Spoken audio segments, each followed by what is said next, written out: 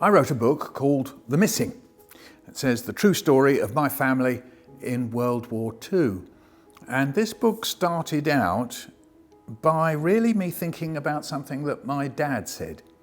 When I was a boy, my dad would say, I had two French uncles. They were there at the beginning of the war and they weren't there at the end. Now, when you're a child and you hear something like that, it's a mystery, and I would look at my father and I could see there was something sort of sad and mystified about him, that he couldn't explain it, and he was just leaving us with that hanging in the air. So my book is in a way a detective story as to how it was I found out about them, and I'll cut to the chase. They were tragically picked up in France, one arrested by French police, one by the Nazis. The one by the Nazis was married, and I found that out, to a woman called Rachel. These two brothers were called Oscar, also known as Yeshi, and Martin, both Rosens. And they were deported to Auschwitz, where they died.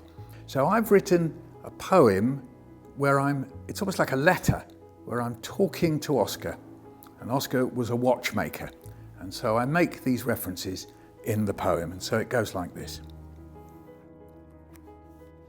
Dear Oscar, what did you think as you and Rachel sat on the floor of the cattle truck as it left Paris? Did you think of the watches and clocks you had mended? Did you think of the tiny springs and wheels? You with your magnifying glass in your eye, poring over the works so that a monsieur or a madame could tell the time, correct to the exact second? Did you look through the gaps in the slats on the side of the truck? Did you see farmers in fields, women selling clothes in a market?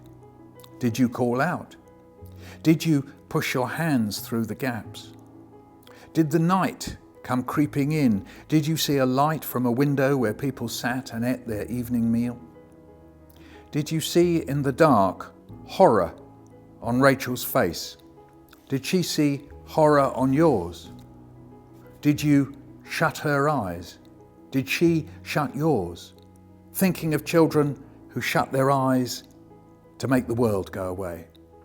And then, behind your eyelids, did you think of the cattle that had once stood in the truck as they were taken away to the slaughterhouse?